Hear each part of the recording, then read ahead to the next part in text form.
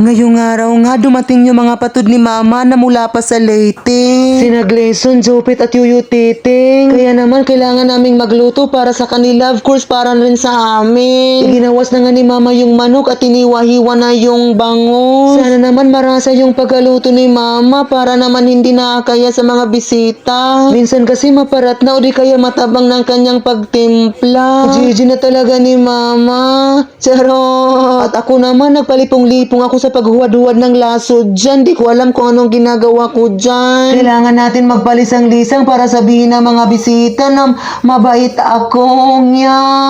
At gintiris-tiros na nga ni Mama yung manok. At gintunga-tunga na nga rin niya ang sibuyas, lasuna at saka kamatis. Gagamitin daw niya yun para i-marinate yung manok na ginurot goro. At sinigan ko nga siya daan na huwag mong paratin kundi iwad ko yung pagkain na yan. Charot! Nagtitingin pala ako dyan kung paano gagawin ni Mama para kung pangasawain na ako, alam ko na ang pagluto. Nya! At inilagay ko na nga sa oven yung bangus at saka yung manok, di ba ang yaman? Nya!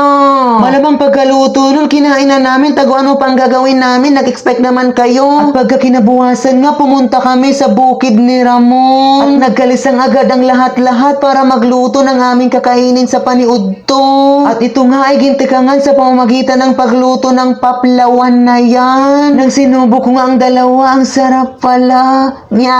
Marasa talaga ang palawan, lalo na kung mabuga. At pagkatapos nga yan, sinunod na ang pagparot-parot ng hotdog na yan. Sinabihan ko nga sila na huwag tanggalin yung putos, baka mabuntis ako agad. Nya! Habang tinatanggal nga nila yung putos ng hotdog, ito naman kami nagbaros-baros ng sindig para pang tusok. Nya, pangtusok ng hotdog. Ano kaya ang feeling ng tinutusok? Nyaw. At ito naman si Inday, gintunga-tunga niya ang kamatis dahil ipapasok yan. Ipapasok sa loob ng tiyan ng bangus. Nyaw. At ang ginagawa naman ng mga boys dyan ay hinugasan yung bangus para daw malinis.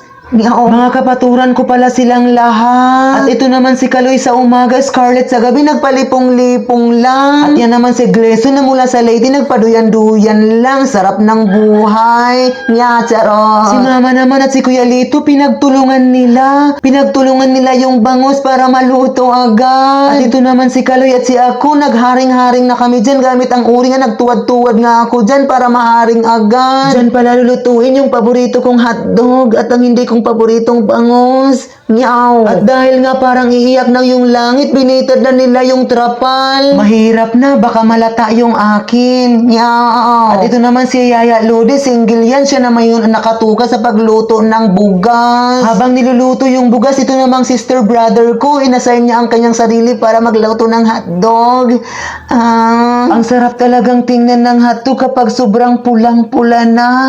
Nya! Dahil nga nagdurudalaga na yung oras, kailangan nilang bubligan yung pagluluto ng hotdog. At nalangot talaga ako sa part na yan dahil hindi nila ako pinabulig. Sinabi ko naman sa kanila na paborito ko yan. At ang ibang mga matanda nga dyan, naglingkod-lingkod lang at naghihintay ng pagkain. Wow! Ang sarap ng buhay! At ito naman ang mga bata, ang kanilang ginagawa, hinuhugasan naman yung mangga. Awin dyan, mango pala. Ipadayon mga bata ang pagiging mauyato para paglaki nyo, pagod na kayo. At itong si Inday naman ay kain-kain lang ka. At itong bisita nga namin na si Yuyu Titing ay naglingkod-lingkod lang dahil dumalain ang kanyang pamati. Naabatan ko ang kanyang feeling dahil katulad niya, single rin ako at palaging malain ang aking pamati.